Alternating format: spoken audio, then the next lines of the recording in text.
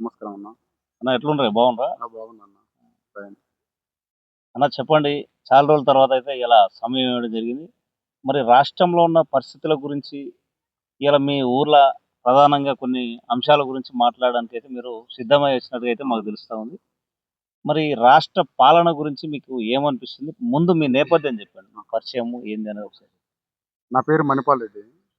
Telangana Bathukamma party రాష్ట్ర వ్యవస్థాపక అధ్యక్షుడిని. ఆలేరు కంటెస్టెడ్ ఎమ్మెల్యేను. హ్మ్. ఇప్పుడేంటంటే తెలంగాణ రాష్ట్రంలో కేసీఆర్ ప్రభుత్వం ఏదో ప్రజలకు ఏదో చేస్తా అని చెప్పేసి మనం ఒక 10 సంవత్సరాల ప్రభుత్వాన్ని అప్పచెప్పినాం. అప్పచెప్పినాక ఎక్కడ వేసిన గొంగడి అక్కడనే ఉంది. ప్రజలకు ఎలాంటి లబ్ధి చేకూరలే, ఎలాంటి అభివృద్ధి కాలే. పేదోడు పేదోడుగానే ఉండు, ఉన్నోడు ఉన్నోడుగానే ఉండు. అలాంటి పరిస్థితుల్లో మనం ఈ ప్రభుత్వంతో కాదు, కాంగ్రెస్ ప్రభుత్వంలో ఉన్న పేదలకు న్యాయం జరుగుతుందని చెప్పేసి మనం నానా రకాల వేషాలేసి హ్మ్. ప్రజలకు ఒక మెసేజ్ని ఇచ్చి ప్రజల్లోకి చైతన్యాన్ని తీసుకొచ్చి ఆ ప్రభుత్వాన్ని ఊలగొట్టి కాంగ్రెస్ ప్రభుత్వాన్ని గద్దెనెక్కిస్తే ఈరోజు ఎవరైతే టీఆర్ఎస్ ప్రభుత్వాన్ని ఊడగొట్టడానికి ఎవరైతే కష్టపడ్డారో వాళ్ళకు మాత్రం ఎలాంటి న్యాయం జరగలేదు, ఎలాంటిది జరగలేదు. ఏ పనికి పోయినా అసలు పని అవడం లేదు వాళ్ళది. అంటే ఇప్పుడు అంతేందుకు కాంగ్రెస్ పార్టీకి మద్దతు తెలుపుతున్నావా? కాంగ్రెస్ పార్టీ మద్దతు కాదు నేను. అంటే ప్రభుత్వం ఇప్పుడు దానికి బీఆర్ఎస్ ప్రభుత్వానికి అపోజిట్ ఏంది గెలుస్తుంది? మనం గెలవలేం. మన బలం కాదు కదా. మన బలం సమకూరుస్తేనే అప్పుడు ఒక ప్రభుత్వాన్ని మనం ఏర్పాటు చేయాల్సి వస్తుంది. అలాంటి బలాన్ని మనం ఇచ్చినాం. ఓ 10% మన బలం కూడా ఉంది. ఆ బలం వల్లనే బీఆర్ఎస్ ప్రభుత్వం పోయి కాంగ్రెస్ వచ్చింది. కనీసం కాంగ్రెస్ పేదోడు కానీ న్యాయం చేస్తా అనుకుంటే, కనీసం అభివృద్ధి చేస్తారంటే, కనీసం ఉద్యోగాలు ఇస్తారనుకుంటే, కనీసం ఎలాంటి వాళ్ళు ఏమైతే హామీలు ఇచ్చిర్రో హామీలు ఇచ్చిన 1% కూడా వాళ్ళు నెరవేర్చలే.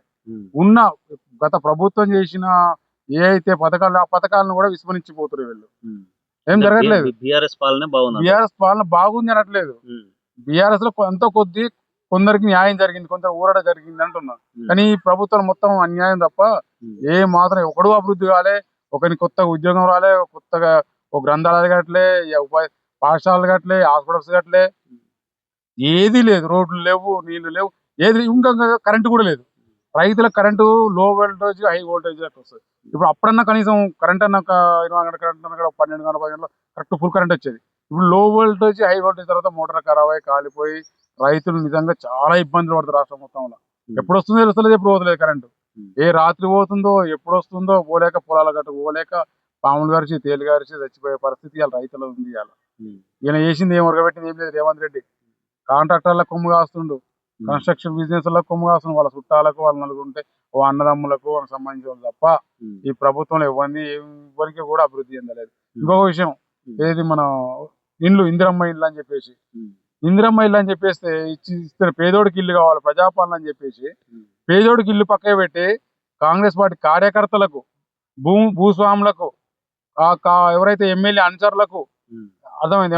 ఎవరు మందు పాటలు ఎవడైతే మందు గ్లాసు పోస్తాడో ఆ గ్లాసు పోస్టోనికి నిజం ఇలాంటి వీళ్ళ వాళ్ళకే ఇండ్లు వస్తున్నాయి తప్ప కనీసం నీ పేదోనికి మాత్రం ఇల్లు లేవు.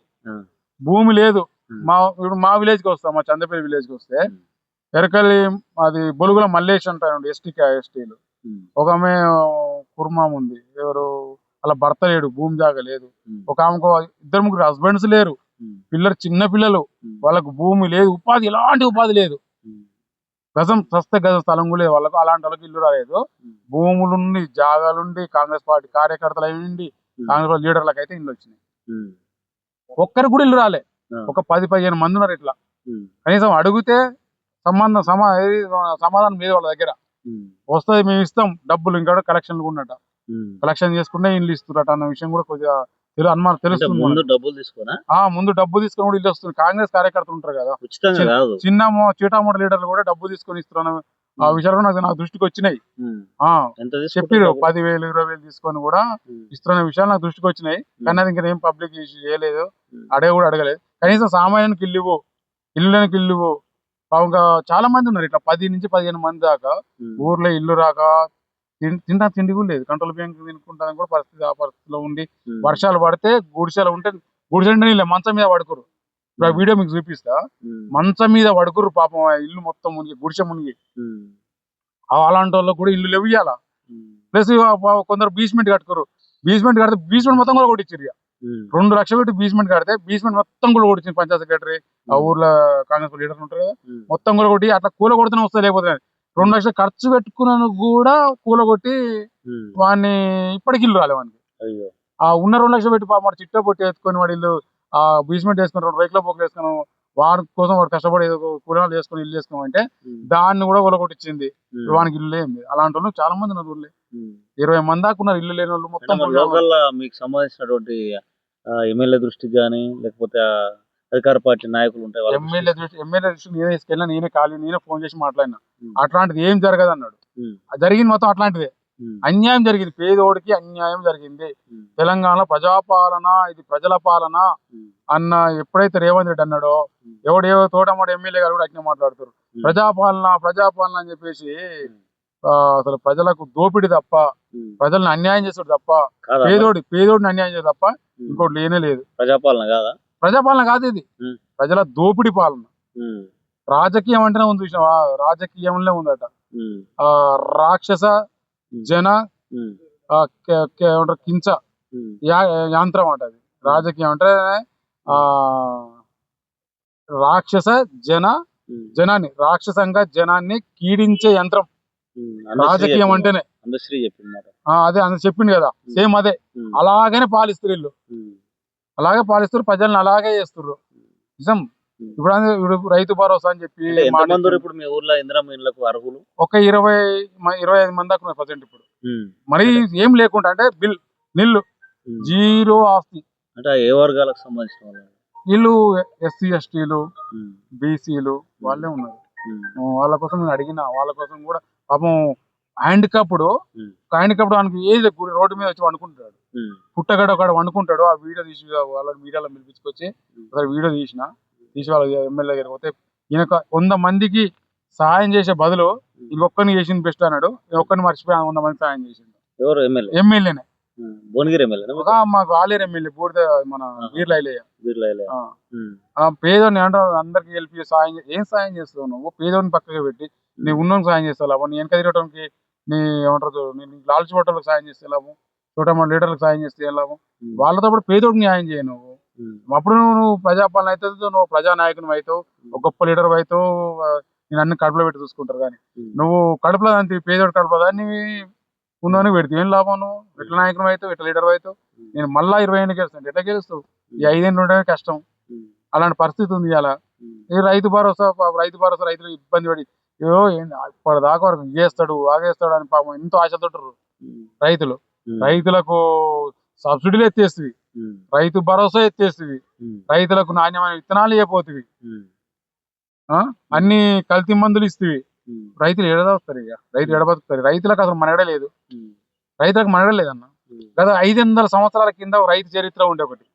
500 సంవత్సరాల కింద రైతు ఎట్లా ఆత్మహత్య చేసుకుంటో ఇప్పటికి కూడా రైతు ఆత్మహత్య చేసుకుంటే విధంగా ఎలాంటి అభివృద్ధి లేదు. పంట పండించేది మనము, వాడెవడో ఏసీ రూమ్లలో కూర్చొని వాళ్ళట ఈ మద్దతు ధర నిర్ణయిస్తాడు. ఆడెవడ రైతు పంట పండించేది మనం. ఓట్లు వేసేటప్పుడు ఉండాలిగా. అదే నా ఓట్లు వేసే జనాలకు మభ్య పెడుతుర్రు వీళ్ళు. డబ్బులు చెప్తున్నా కదా, డబ్బులకు ఎప్పుడైనా డబ్బులకు ఆశపడతాడు. వీళ్ళేదో రాజకీయానికి ఈడొస్తే మారుతుంది, ఈడొస్తే మారుతుంది అంటారు. కానీ మనం మారితే రాష్ట్రం మారుతుంది, మనం మారితే వాళ్ళు మారుతున్న విషయాన్ని మర్చిపోయి వాళ్ళు నిజంగా చెప్తున్నారు. రాజకీయ నాయకులకు కొమ్ము కాస్తున్న పరిస్థితి ఇలా అన్ని దేశం మొత్తం ఉంది. అంతే, ఇక దేశంలో ఏ నాయకుడు ప్రజలకు సేవ చేసేవాడు కాదు. 100% ఏ నాయకుడు కూడా ప్రజలకు సేవ చేసే నాయకుడు ఇంకా పుట్టుకరాలే. అలాంటి పుట్టుకొస్తాన్ని బతకనిచ్చట్లేదు. జయప్రకాష్ నారాయణ లాంటి వచ్చిండు, కోదండరామ్ లాంటి వచ్చిండు, అందరినీ తొక్కేసి మంది సమాజం తొక్కేస్తారు, ప్రజలు తొక్కేస్తారు, రాజకీయాలు ఎదగనియరు కాడ. అలాంటి పరిస్థితి ఉంది ఇలా. అంటే మీ భువనగిరి గడ్డలో కూడా ఎంతో మంది చాలా మంది ఇట్లా మధ్యంతరంగా ప్రాణాలు పోయిన వాళ్ళు, బెల్లి లలిత కావచ్చు, ఇట్లా అనేక మంది, జిట్టా బాలకృష్ణ కావచ్చు, మాధవరెడ్డి. నల్గొండ గడ్డ మీద మంచి యమయం నాయకులు పుట్టుకొచ్చారు. కానీ ఏం లాభం? ఆ నాయకులు ఉంటారు కానీ అధిష్టానం వేరే ఉంటుంది వాళ్ళకు. వీళ్ళది నల్గొండలనే అంత హవా గీవా ఉంటుంది, బయటకు పోతే వాళ్ళు ఏం నడవదు. ఇప్పుడు కొమ్మరెడ్డి వెంకరెడ్డి ఉండు, ఆయన ఏం మాట్లాడుతుందో ఆయనకి అర్థం, వాస్తవానికి అయితే ఏం మాట్లాడుతారో ఆయనకే తెలియదు. అభివృద్ధి ఏం చేస్తాడో మరి. మొత్తానికి ఇప్పుడు ఈ రాష్ట్రంలో ఈ పాలన బాగుందంటారా? లేదా? బాగలేదు, అస్సలు బాగలేదు. అసలు ఈ ప్రభుత్వాన్ని ఇప్పటికిప్పుడు ఆ పడగొట్టాలని ప్రజల కోపం, అంత కోపం ఉంది ఇప్పుడు. ప్రజల కోపం ఉంది 100%. అందుకే స్థానిక సంస్థల ఎలక్షన్లలో మనం మొత్తం బాగానే కొట్టుకోవచ్చు అన్న ఒక్కడేనో ఒక మంత్రి గాని ముఖ్యమంత్రి గాని 10 రూపాయలు ఏంది వెనక ఎవడు తిరిగాడు. 10 రూపాయలు ఖర్చు పెట్టింది ఆయన వెనక ఎవడు తిరిగాడు. అర్థమైందా? ఎవడు తిరిగాడు. ఇప్పుడు మన స్థానిక ఎలక్షన్ ఒక్కొక్క 5,000 10,000 ఓటుకు ఏం చేస్తుంది ఎలక్షన్ కమిషన్, ఏం చేస్తుందో నాకు అర్థం కాలేదు. కళ్ళు మూసుకుందా, ఏం చేసుకుందా అర్థం కాదు. ఆ ఎక్సైజ్ డిపార్ట్మెంట్ ఏం చేసిన మందులు ఎయిర్ లైఫ్ ఆడుతుంది ఊర్లలో అయితే బాటిల్లో ఎయిర్ లైఫ్ ఆడుతుంది. మరి ఈ ఎక్సైజ్ సంబంధించిన శాఖ ఏం పని చేసిందో, ఈసీ ఎలక్షన్ కమిషన్ ఏం పని చేసిందో, ఒక సర్పంచ్ కి ఎంత ఖర్చు పెట్టాలి? 2 లక్షలు 2 లక్షల 3 లక్షలు ఖర్చు పెట్టాలి కావచ్చు. మరి ఇలా 30-40 లక్షలు పెడుతుర్రు. అది అందరి నోట్ల వాడుతూనే ఉంది. 5,000 10,000 ఇస్తాం అంటేనే ఊరు అన్న. మరి అంత ఇస్తున్నాం కూడా ఎలక్షన్ కమిషన్ ఏం చేస్తుంది? ఓటుకు 5,000 ఆల్రెడీ లైవ్ డెబిట్లల్లా మీ న్యూస్ ఛానళ్ళల్లో వస్తలేదన్న. మాకు 5,000 ఇచ్చింది ముండవాడుకో, వాడు మాకు ఇయ్యలే, వాడు ఇచ్చిండు వానికి 5,000 ఇచ్చిండు మాకు ఇయ్యలే, మాకు 500 ఇచ్చిండు వెయ్యి అంటే ఇలా జరుగుతుంటే ప్రజల్ని మరి ఎలక్షన్ కమిషన్ అన్న కట్టడి చేయాలిగా, అది చేయలే. మరి మధ్యాహ్నం కనీసం ఎలక్షన్ టైంలో మధ్యాహ్నం మొత్తం టోల్ క్లోజ్ చేయాలిగా, వాళ్ళు చేయలే. ఏం జరుగుతుంది అన్న? ప్రజలను మొత్తం ప్రలోభ పెట్టి ఈ డబ్బులతోటో దేనికో దానికి ప్రలోభ పెట్టి ప్రజల్ని మాత్రం వంచిస్తున్నారు అన్న రాజకీయ నాయకులు. ఇది నిజం. మొత్తానికి ఇప్పుడు ఈ రాష్ట్ర పాలన బాగాలేదని అంటారు. ఇప్పుడు రాష్ట్ర పాలన బాగుంటే ఒక్కరికి 4 పదవులు ఎందుకన్నా? ఇప్పుడు ఒకప్పుడు కేసీఆర్ అన్నారు, నీ ఇంట్లో 4 పదవులు ఎందుకు, నీ హరీష్ రావుకి పదవి ఎందుకు, కేటీఆర్ కి పదవి ఎందుకు, కవితక్కకు పదవి ఎందుకు? ఇప్పుడు 4 పదవులు రేవంత్ రెడ్డికి ఉండే. ఇప్పుడు రేవంత్ మన ముఖ్యమంత్రికి 4 పదవులు ఎందుకన్నా? హోంశాఖ ఏడుంది? హోంశాఖ ఏడుంది? ఎవరి దగ్గర ఉంది? విద్యాశాఖ ఎవరి దగ్గర ఉంది? అన్ని శాఖలు ఆయన దగ్గర పెట్టుకొని ఇప్పుడు అంటే గత ప్రభుత్వం ఏమో ఒకే కుటుంబం 4 శాఖలు తీసుకుంది. ఈయన ఒకడైనా కూడా 4 పదవులు ఈయనకున్నాయి అన్న. మరి ఎక్కడ న్యాయం అన్న? ఒక మాట అన్నప్పుడు ఒక చేయి చూపిస్తాను, పెద్ద చూపిస్తాను, సేమ్ అదే చేస్తున్నారు రేవంత్ రెడ్డిది. మంచి మాట చెప్పినావు మొత్తం కదా అన్న. ఇప్పుడు ఒక్క ఇంట్లో 4 పదవులు వేరు, వాళ్ళు నలుగురు తెలంగాణ ఉద్యమకారులే. వాళ్ళు ఏదో ఉట్టే ఇంట్లోకెళ్ళి ఏసీలకెళ్ళి కూర్చున్నారు కాదు. ఇప్పుడు కేసీఆర్ ఉద్యమకారుడే, మన కేటీఆర్ ఉద్యమకారుడే, కవితక్క ప్రజలకు వచ్చింది, హరీష్ రావు వాళ్ళు కేసులైనా ఉద్యమాలు చేసి అది చేసిర్రు. ఆ తెలంగాణ ఉద్యమం నీకు చరిత్ర లేదు, అలాంటి 4 పదవులు అనుభవిస్తున్నావు. అంత కుటుంబంలో 4 పదవులు అన్నావు, నువ్వు ఒక్కరికి 4 పదవులు తీసుకున్నావు. దీనికి సమాధానం ఎవరికి చెప్తావు నువ్వు? బతుకమ్మ పార్టీని ఏమన్నా టీఆర్ఎస్ లో కలిపే పరిస్థితులు? నా పార్టీ ఎప్పటికి ఇట్నే ఉంటది. నేను చచ్చే వరకు నా పార్టీ ఇట్నే ఉంటది. నేను ప్రజల కోసం పోరాడతా. నేను నాకు పదవి ముఖ్యం కాదు, ప్రజల కోసం పోరాటం ముఖ్యం. ప్రజలకు సేవ చేయడం ముఖ్యం. నాది నా ఇంటెక్షనే అది. సచ్చిన పోతే ప్రాణం పోతుంది, ప్రజలకే సేవ చేస్తాను నేను. ఒక మంచి విషయం అయితే డిస్కషన్ చేసినాం.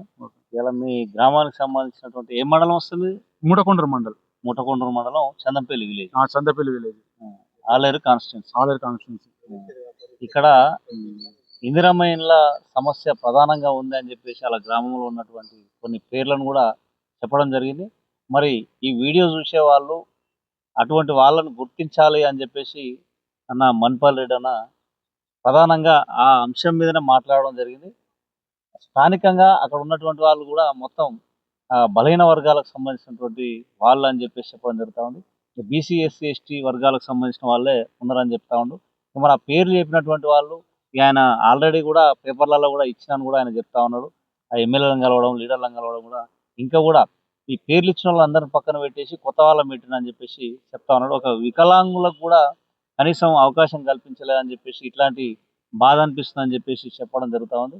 మరి వీలైతే అక్కడికి వెళ్ళి కూడా ఆ ఊర్లో కూడా మణిపాలన తీసుకపోతే మరి వాళ్ళందరినీ కూడా కలిసి ఎవరెవరో వాళ్ళతో కూడా వాయిస్ చెప్పే ప్రయత్నం అయితే చేద్దాం. ఇక మరి మంచి అంశాన్ని అన్న ఈరోజు సమయం ఇచ్చిండు. అన్న థ్యాంక్ యూ అన్న, ధన్యవాదాలు.